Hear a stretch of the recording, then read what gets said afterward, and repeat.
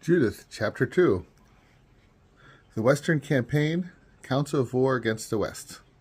In the 18th year, on the 22nd day of the first month, there was a conference in the palace of Nebuchadnezzar, king of the Assyrians, about following through on the threat of vengeance against the entire region. Summoning all his ministers and nobles, he outlined to them his secret plan and asserted his determination to effect the total destruction of that entire area. They then decreed that all those who had not responded to the king's summons were to be put to death. When he had completed his plan, Nebuchadnezzar, king of the Assyrians, summoned Holofernes, the highest-ranking general in the army, and second only to him in power, and he said to him, "Thus says the great king, the Lord of all the earth, go forth from my presence and take with you men of unquestionable valor, 120,000 infantrymen and 12,000 cavalry. March against all the people of the west, because they refuse to comply with my command. Advise them to have earth and water ready, for I am moving against them in my wrath, and I will cover the entire extent of their territory with the feet of my soldiers, to whom I will deliver them to be plundered. Their wounded will find their ravines and wadis, and all their rivers will be choked to overflowing with their dead. I will send them away as exiles to the ends of the earth. Therefore, go ahead of me and seize all of the territory for me. Should they surrender to you, hold them for me until the time comes for their punishment. As for those who resist, show them no mercy, but hand them over to slaughter and plunder throughout the entire region. For as I live, and by my royal authority, what I have spoken I will accomplish by my power. Be careful not to disobey a single word of your Lord, but carry out fully what I have commanded you, and do so without delay." Campaign of Holofernes. Leaving the presence of the Lord, Holofernes summoned all the commanders, generals, and officers of the Assyrian army. In compliance with the orders of the Lord, he mustered 120,000 picked troops and 12,000 mounted archers, and he organized them in a regular battle formation.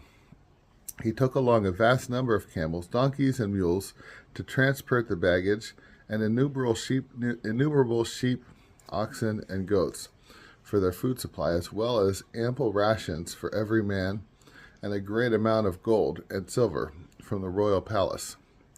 Then, in advance of King Nebuchadnezzar, he set out with the whole army on the campaign to overrun the entire region to the west of their chariots, cavalry, and picked infantrymen.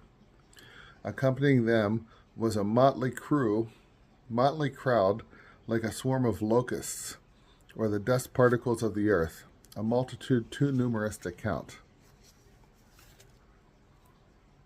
Devastation of the Fertile Crescent. Stages of the campaign. They set out from Nineveh, and after marching for 3 days, they reached the plain of Bactelith. From Bactelith, they moved ahead to encamp near the mountains that lie to the north of Upper Cilicia.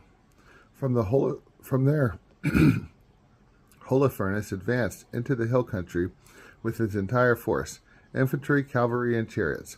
He ravaged, looted, and plundered all the Razacites and the Ishmaelites on the border of the desert of south of Chaldea. Then, following the Euphrates, he went through Mesopotamia and destroyed all the fortified cities along the Wadi Abram until he reached the sea. He seized the territory of Cilicia and slaughtered everyone who offered him the slightest resistance. Then he proceeded to the southern borders of Japheth, facing Arabia. He encircled the Midianites, set fire to the tents, and pillaged their sheepfolds. Following that, he swooped down into the plain of Damascus at the time of the wheat harvest. He razed all their fields, destroyed their flocks and herds, sacked their towns, laid waste to their countryside, and slew all their young men by the sword. Fear and dread of him seized all the inhabitants of the seacoast, those living in Sidon and Tyre, and those located in Sur and Okina, as well as those found in Jamnia, while even the populations of Azotus and Ascalon were equally frightened of him.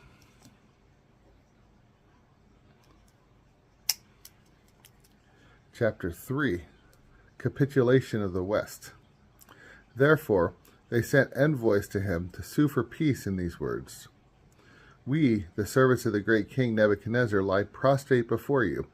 Do with us as you wish. Our dwellings, all our territories, and all our wheat fields, and our flocks and herds, and all our encampments are yours, to do with as you please.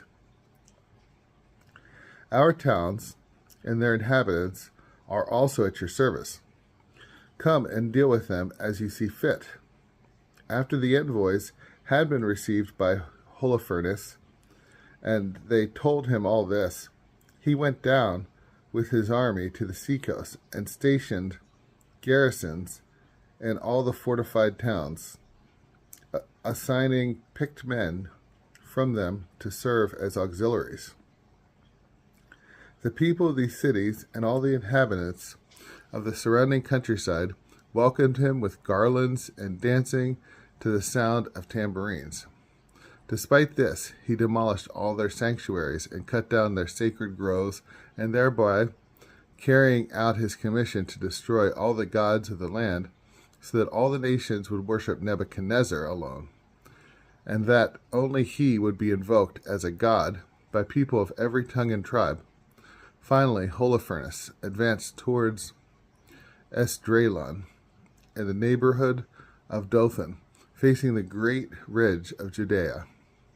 He encamped between Geba and Thysopolis and remained there for an entire month as he replenished the necessary supplies for his forces.